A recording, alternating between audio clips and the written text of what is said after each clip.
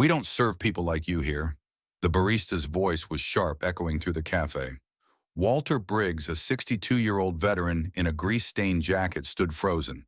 His weathered face didn't show emotion, but his eyes did. Pain. Disbelief. No one stood up for him. Not one voice challenged her. And so Walter turned and walked out in silence, his pride heavier than any burden he carried in war. But just one day later, everything changed. A convoy of luxury vehicles pulled into town. Out stepped former soldiers, now successful, powerful. They had come for one reason: to honor the man who saved their lives. And the town that turned its back on him was about to witness a moment they'd never forget. Walter Briggs had grease in his veins and patience in his bones. At 62, he moved with the slow, deliberate gait of a man who had marched through deserts half a world away and lifted engines heavier than most men could imagine. A veteran of Desert Storm in Iraq, Walter didn't talk much about the service. He let the scars on his hands and the framed photo above his workbench speak for him. For 20 years, Walter owned and operated Briggs Auto Service on a quiet corner of Elm Street in a small town that used to feel like family. The shop wasn't pretty. Its red bricks had faded to rust, and the old wooden sign creaked in the wind. But it was honest. Honest like Walter. Honest like the work he did. Back in the day, he knew everyone who passed by. Kids used to wave as they rode their bikes. Folks brought in cars and pies. Church fundraisers used his parking lot. And Walter, he never turned anyone away. When Mrs. Donnelly's heater went out in the dead of winter, he fixed it and refused a dime. When a young single mom's car stalled out before work, he filled her tank, changed her oil, and told her to pay it forward when she could. But things had changed. The town had turned slick boutiques, replacing bait shops, hipster cafes serving things no one could pronounce. Condos sprouted where hardware stores used to stand. Yoga studios replaced laundromats. People walked faster, smiled less. And Walter, he started to feel like a relic, like the world was moving on and leaving his kind behind. His regulars were fewer now. Newcomers looked at him like he didn't belong. The once friendly town was slowly becoming something colder, sharper, less rooted. And then one Tuesday morning, it became official. A letter arrived from the city council. In clean, clinical language, it announced that Walter's garage, his sanctuary, his livelihood, his purpose was being rezoned. The land was needed for a multi-level parking structure to support downtown revitalization efforts. He had 30 days to vacate. No hearing, no warning, no appeal. Walter stood in the center of his oil-stained floor, the letter trembling in his hand. After everything, after the wars, the service, the years of helping anyone who needed it, his reward was a bulldozer and a parking permit. The town didn't say thank you, it said make way. The envelope looked ordinary, white creased at the corners, stamped with the city's seal. But Walter Briggs knew the weight it carried before he even opened it. His calloused fingers hesitated at the edge, and for a long moment he simply stared at the thing like it might burst into flames. When he finally peeled it open, the words inside were as cold as steel. Notice of eminent domain acquisition. Just like that, it was done. The city had claimed ownership of the property that had been his life's work. No negotiation, no conversation. Just a bureaucratic letter explaining that his shop would be repurposed for public infrastructure. A new parking garage, they said, for the growing downtown foot traffic, for progress. Walter didn't sleep that night. The hum of the refrigerator, the creak of his old porch swing, the occasional bark from Buddy, none of it drowned out the sinking feeling in his chest. He remembered the mortar rounds, the sting of desert wind, the shouting of young soldiers under fire. None of it shook him like this letter did. The next morning he showed up at the town council hearing anyway. He stood at the podium, hat in hand, voice steady but thick with quiet anger. He talked about the kids he'd given first jobs, the veterans he'd helped get back on their feet, the neighbors he'd served without ever asking for thanks. He talked about what it meant to belong to a town, but no one stood with him. The chairs behind him were mostly empty. A few folks from City Hall took notes without raising their heads. When Walter finished speaking, one of the councilmen, young, polished, wearing a Bluetooth headset, nodded like he was listening to a weather report. "Thank you for your service, Mr. Briggs," he said, "but progress can't wait." Later that afternoon, Walter spotted a woman stranded beside her car near the edge of town. Her hood was up, steam rising. She looked frantic, late overwhelmed. Walter pulled over, rolled up his sleeves, and got to work without saying much. When she tried to hand him money, he just shook his head. "Keep it," he said gently, wiping his hands on a rag. "You've got enough on your plate today." That's who he was. Even as the town turned its back on him, Walter kept showing up for it. The garage was quieter than usual that morning. No humming engines, no oldies playing faintly from the radio, just the creak of the door hinges and the echo of Walter's boots on the stained concrete floor. The smell of oil and steel hung in the air, familiar grounding. He moved slowly through the space, touching each bench, each tool, like saying goodbye to an old friend. On the far wall, yellowed by years of sunlight, hung a framed photograph of his army unit. Young faces, dirt-streaked and grinning, stood shoulder to shoulder under a tattered flag in the desert heat. Walter reached out and let his hand rest on the glass. His thumb brushed the edge of the photo, pausing over the image of a man who didn't make it back. He closed his eyes. "Guess this is it," he murmured. He flipped the lights off one last time and locked the front door of Briggs Auto Repair.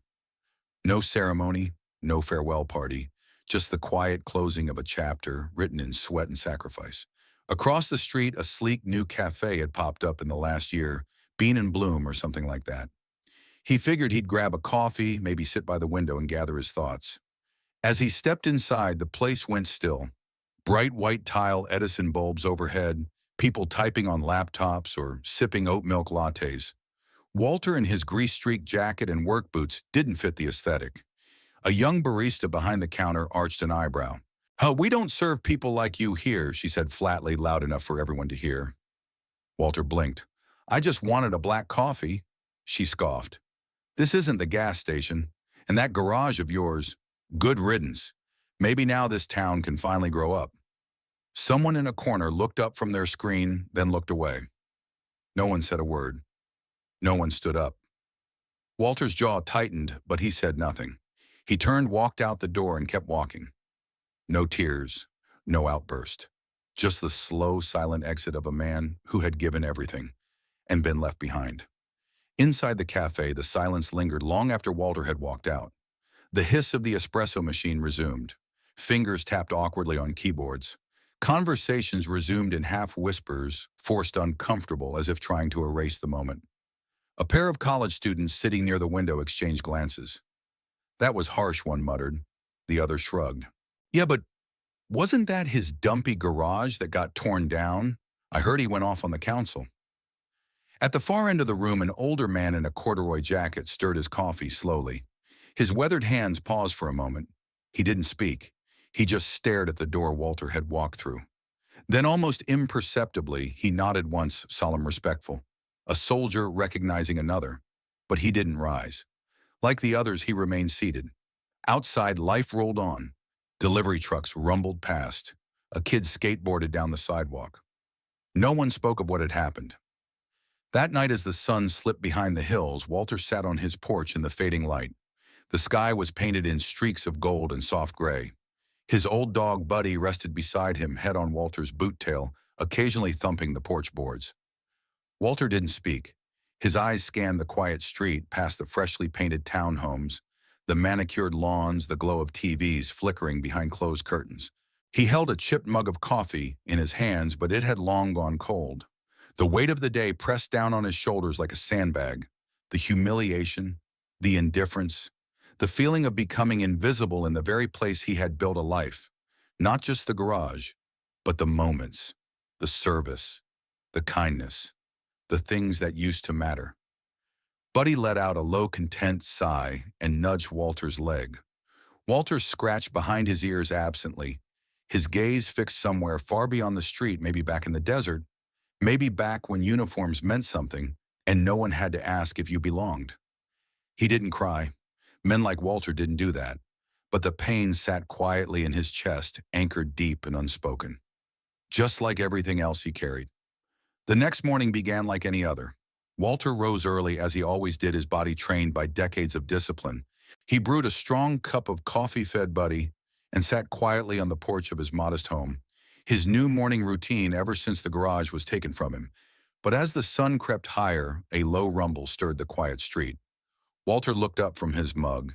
In the distance, a line of black vehicles approached, clean, polished foreign, to the dusty roads of his working-class neighborhood. One after another, they turned onto his block 2 BMWs, 3 Range Rovers, and a sleek black Bentley at the front.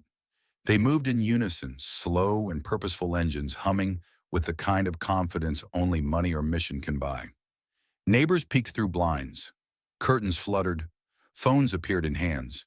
It wasn't every day that luxury vehicles rolled into a forgotten part of town. The convoy came to a gentle stop in front of Walter's home. He stood back, straightening instinctively, a habit formed long before porches and coffee mugs. Buddy let out a low, curious bark, then sat at his master's side.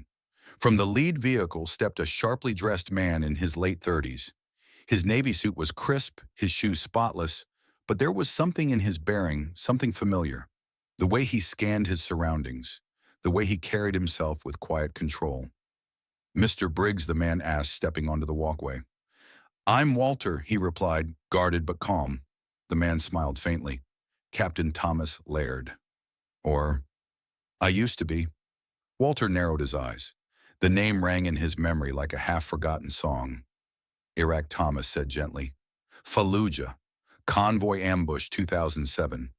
You pulled me out of a burning vehicle. I couldn't walk. You got me clear just before the second explosion."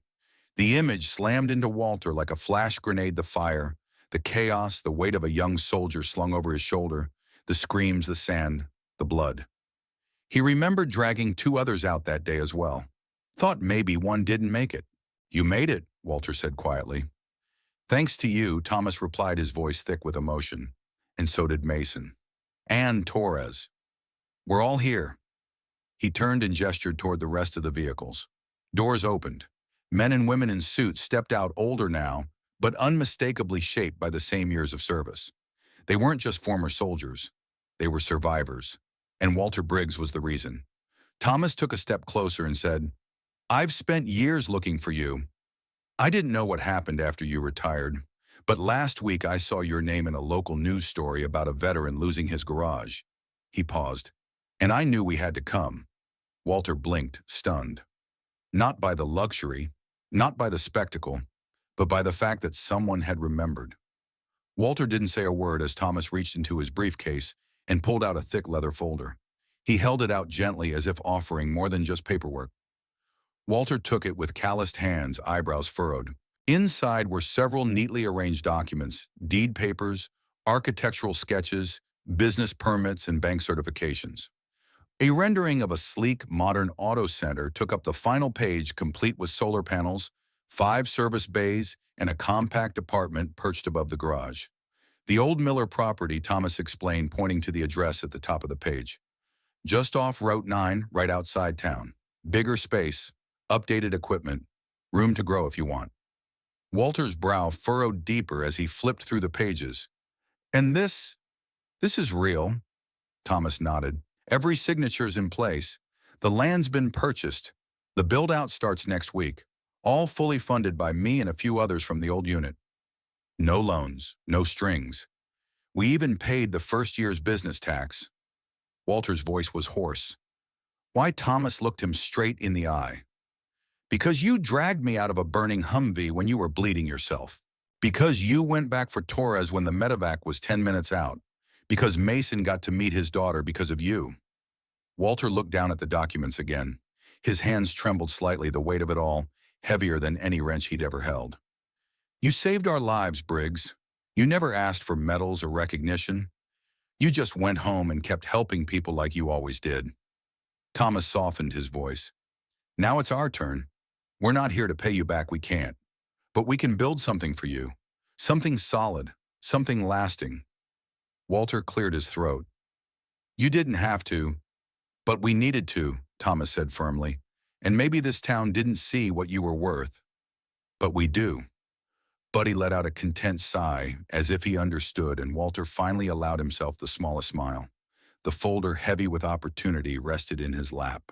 And for the first time in years, Walter Briggs felt seen not just as a mechanic or a veteran, but as a man who mattered. Later that morning, Walter stood on the sidewalk across from the cafe Bean and Bloom, his eyes fixed on the door he had quietly exited just the day before. He shifted uncomfortably, his hand resting lightly on Buddy's head. Behind him, Thomas and the other veterans stood in quiet formation, all in suits, their presence as composed as it was commanding. "You sure about this?" Walter asked under his breath. Thomas nodded.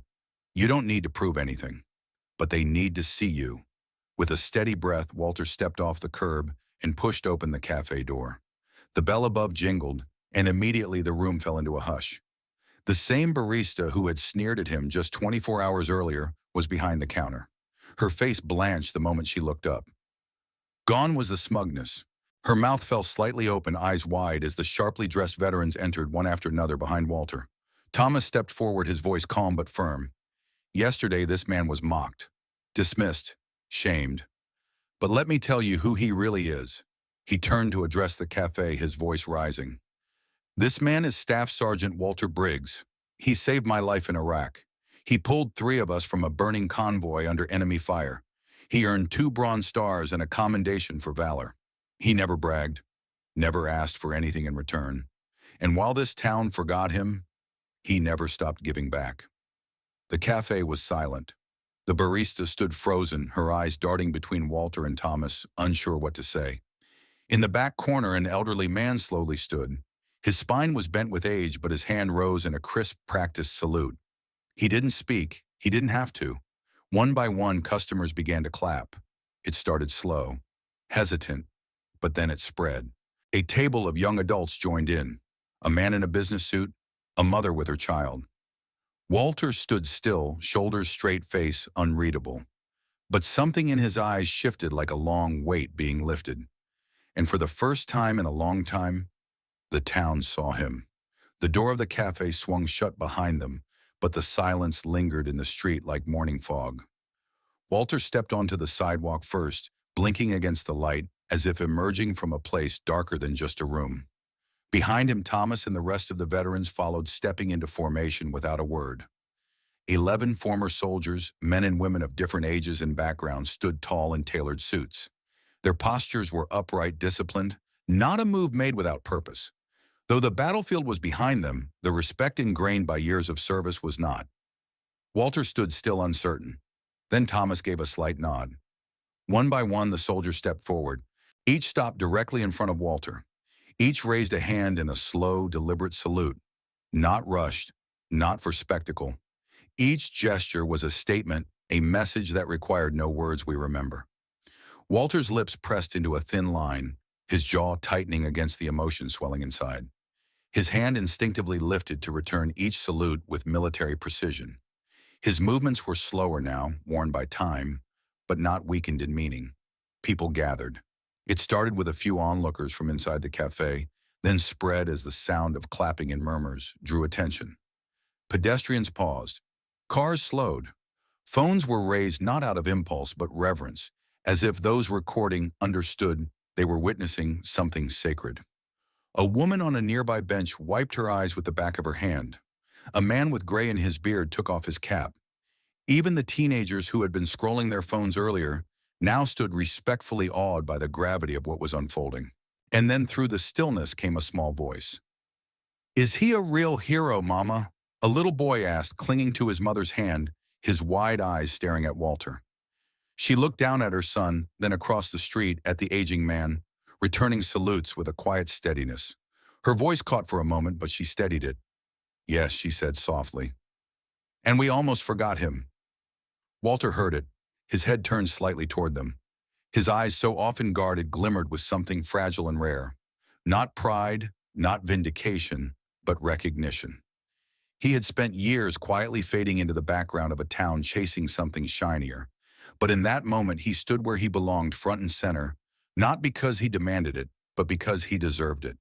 No medals were pinned, no speeches made, just silent salutes and the slow realization that sometimes the greatest honor is simply to be remembered. And now, finally, Walter Briggs had been. A week later, Walter stood in front of the new garage on the edge of town. The sign above the entrance gleamed under the morning sun, Briggs Automotive Center. The letters were bold, clean, fresh, but the soul behind them had been forged long ago in sand, sweat, and service. The building itself was more than Walter ever imagined. 5 spacious bays, spotless floors, modern lifts, a break room with working air conditioning, and an upstairs apartment where he now lived with Buddy, who had quickly claimed the corner couch as his throne. But what mattered more than the building was what it became. Within days of opening, the first knock came at the door. A young man, barely 20, stood nervously outside. His name was Diego. His father had served, but addiction and poverty had defined most of his life. He didn't know how to turn a wrench. He only knew he was tired of being lost. Walter didn't hesitate. "Come on in," he said. "Let's get your hands dirty." Then came Mike, a veteran recently discharged, struggling to re-enter civilian life. Then Savannah, a teen from the trailer park, whose grades had dropped, but whose work ethic hadn't. Word spread quietly. Walter never advertised. But every week another knock came. Another story. Another kid looking for a way out or a way back. Walter taught them all not just how to fix an alternator or rotate tires, but how to show up on time, how to take pride in the smallest details, how to believe in themselves when no one else had. The garage buzzed with life again, not just tools and engines, but laughter, purpose, and the kind of camaraderie Walter hadn't felt since the Army. The town noticed. Former customers who once passed him by began coming back. They brought their cars, then they brought their kids. Some just came to talk. Local businesses took note too. A bakery donated bagels once a week. A retired accountant offered to help with books. Even City Hall, quietly and without a press release, sent a representative to ask if Walter would consider joining the Community Redevelopment Board. He didn't say yes, but he didn't say no. The street outside changed too. What was once an ignored strip near the town limits started to hum again. Walter's garage became more than a business. It became a place where second chances weren't just given, they were earned. And the town, once so eager to pave over its past, began to remember what real value looked like. It looked like grease-stained hands teaching a younger set how to work. It looked like disciplined kindness and a little bit of stubborn grit. And it looked a whole lot like Walter Briggs. The sun hung low on the horizon, casting a warm amber glow over the quiet field behind the new garage. The day had faded into that golden hush where shadows grew long and the noise of the world softened. Walter sat on the porch of his upstairs apartment, his elbows resting on his knees, a chipped mug of coffee cradled in his rough hands. Beside him, Buddy lay, with his head on his paws, ears twitching at every distant sound, though his eyes remained half-closed in contentment. The dog had aged with Walter, graying muzzle, slower movements. But the bond between them had only grown stronger, forged through years of quiet companionship. Walter's gaze stretched out across the lot. The garage lights had been turned off for the night, but the smell of motor oil and fresh-cut grass still lingered. A few tools still hung from hooks inside drying rags folded neatly. It wasn't perfection, but it was his again. Only this time, it was more. Below, the fading echoes of a laugh drifted from the side of the building. One of the kids, maybe Diego or Savannah, lingered after hours, finishing up a job or cracking a joke. Walter didn't need to check. He knew the rhythm of the place now, knew they were working hard, knew they were trying. He took a slow sip of the coffee. It wasn't hot anymore, but he didn't mind. Some things were better when they had time to settle. His eyes, always calm, but often burdened, now held something more: hope. Not the kind shouted from podiums or printed in newspapers, not the blind kind, but the quiet, steady hope of a man who had seen the worst in the world and still believed there was something worth rebuilding. He never chased recognition, never wanted medals. But legacy, that mattered. Not a legacy written in headlines, but in hands. The ones he had trained, the ones that would carry forward the lessons learned under his roof. He glanced down at Buddy and scratched behind his ears. The dog gave a soft grunt of approval. And then Walter looked up at the sky, stretching wide above him, at the soft wind rustling the trees beyond the lot. He took a breath, slow and full, and a voice calm and certain spoke over the final image. Some debts can't be repaid, but they can be honored. In the distance, the garage light flicked back on. Someone had come back for one last task, and Walter Briggs, forgotten once, now quietly remembered by many, sat with peace in his chest and a future unfolding just beyond his porch steps. Walter Briggs's story isn't just about one man or one garage. It's about all the quiet heroes we pass by every day. It's a reminder that service doesn't end with a folded flag or a thank you for your service. It continues in how we show up for each other, how we remember, and how we choose to honor the sacrifices made for the freedoms we enjoy. In today's fast-paced world where progress often comes with the cost of forgetting, we must ask ourselves what is truly worth preserving. Are we so eager to build something new that we bury the very people who built the foundation? Walter didn't seek revenge. He didn't raise his voice. He simply lived with integrity, and when kindness finally came back around, it didn't come in words. It came in action. Maybe that's what we need more of now. Not just applause for our veterans on holidays, but real everyday gratitude. A second chance, a listening ear, a hand on the shoulder that says, you still matter. What do you think? Have you known a Walter in your life, someone quietly carrying the weight of service or sacrifice? Let us know in the comments. And if you believe stories like this deserve to be heard, stories of honor, humility, and humanity, please like the video, share it with someone you care about, and subscribe for more stories that remind us who we are and who we should never forget. Because sometimes the greatest heroes don't wear capes or even uniforms anymore. Sometimes they just wear grease-stained jackets and keep the world running one quiet act at a time.